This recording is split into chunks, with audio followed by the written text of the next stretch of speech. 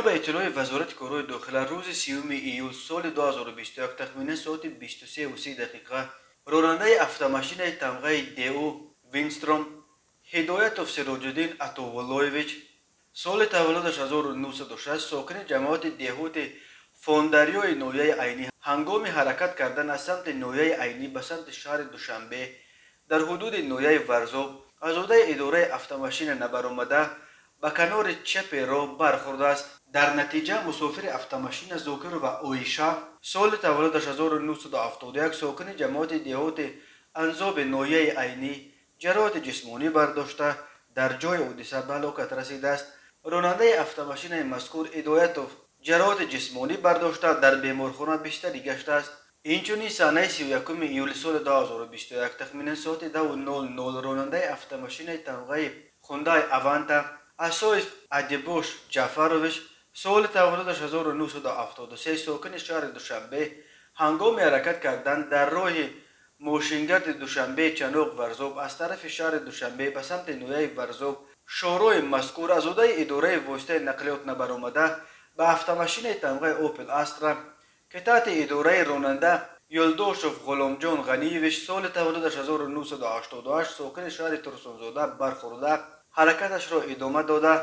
باز به автомашина тамғаи دیو تیکو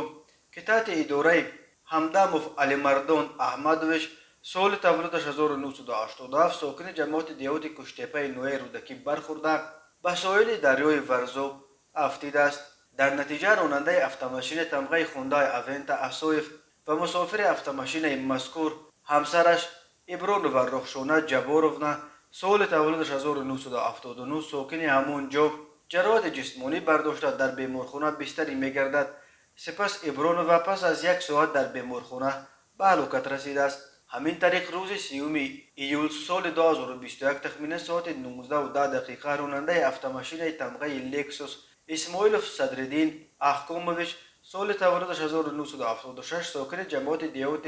شوگدای نویه تاجیک‌آباد هنگام حرکت کردن در شورای وحدت لخش از عهده اداره واسطه نقلیات نبرآمده به طرف راست رو برآمده در نزد منزل استقامتی حق نظروف کبریو خدای نظروف سال تولدش 1973 ساکن جماعت دیوت جرگتال نویه لخش چپ شده است. در نتیجه شخصان در نزد دروازه نشسته حق نظر و کبریو هنگام به بیمارخانه بردن در راه به هلاکت میرسد. و حکیموف جمعبای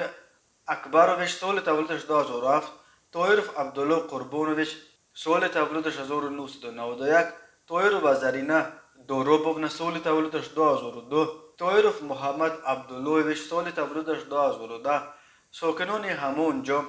جراحت وزنی جسمانی برداشته در بیمارخانه بستری گردیدند. همزمان سانه 1 آگوست سال 2021 تخمیناً ساعت 14:10 راننده автомашина тамғаи تویوتا لند کروزر نباتوف دلشاد عبدالمومنویچ سال تولدش 1984 ساکن شهر دوشنبه هنگام حرکت کردنش از سمت نویه دنغره به سمت شهر دوشنبه در شورای دوشنبه دنغره کولاب از عهده اداره واسطه نقلیاتش نبرآمده به مقابل سمت راه برآمده به автомашина тамғаи اوپل استرا که تحت اداره راننده یوسفزاده حبیبالله کرخان سال تولدش 1995 ساکن شهر نورق قرار داشت برخورده است. در نتیجه راننده автомашина тамғаи اوپل استرا یوسفزاده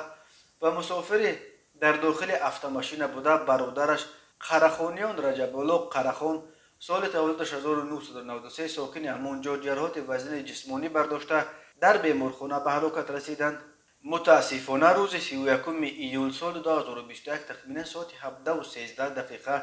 راننده автомашина тамғаи خوندای صنعت عزیزاده معروف جان عبدالغفار سال تولدش 1992 ساکن جماعت دیوت برونوف شهر وحدت هنگام حرکت کردن از سمت جماعت دیوت رامید به سمت مرکز شهر وحدت در 37 کیلومتر روی ماشینگرد رامید وحدت از عهده اداره واسطه نقلیاتش نبرآمده پیادهگر سعید و نزاره نوردینووا سال تولدش 1986 ساکن جماعت دیوت رامید شهر مذکور که در بغلش خرسال علیمزاده انصار باباجان سال تولدش 2019 بود پخش نموده است. در نتیجه پیادهگر سعید و جراحت جسمانی برداشته در بیمارخانه بستری کرده شد و خرسال علیمزاده جراحات وزن جسمانی برداشته در بیمارخانه به هلاکت رسیده است. روز 1 آگوست سال 2021 تخمین ساعت 2:10 راننده автомашинаи тамғаи تویوتا камри مومنوف حاجی اکبر صاحب جانویچ سال تولدش 1995 ساکن جماعت دیهات چهارتپه نویه رودکی هنگام حرکت کردن در راه ماشینگرد دوشنبه ایسار واقع در جماعت دیهات چهارتپه نویه مذکور از عهده اداره واسطه نقلیات نبرآمده به سیمچوب کنار چپ راه برخورده است. در نتیجه مسافری در داخل автомашин مذکور بوده احمدزاده غالب جان عبدالخودی سال تولدش 1995 ساکن جماعت دیهات چهارتپه امین نویه جراحات وزن جسمانی برداشته در جای حادثه به هلاکت رسیده است. سال 1 آگوست سال 2021 تخمین ساعت 9:30 راننده автомашин تمغه اوپل استرا بیکمراد فردوس محمد اللهویچ سال تولدش 2000 ساکن جماعت دیهات لاهور نویه رودکی هنگام حرکت کردن از سمت دیهات قاسم آباد به سمت مرکز نویه رودکی در حدود جماعت دیهات لاهور از عهده اداره واسطه نقلیاتش نبرآمده پیادهگرد نابالغ پیر و پیکره سیمیرونا سال تولدش 2012 ساکن جماعت دیهات لاهور امین نویه پخش نموده است. در نتیجه نابالغ پیر و جراحات وزن جسمانی برداشته در جای حادثه به هلاکت رسیده است. از روی این حادثه ها تحقیقات ادامه دارد. هر سال بر اثر صدمه ها در راههای تاجیکستان تا 400 نفر جان باخته بیش از 1200 تن دیگر معیوب می شوند.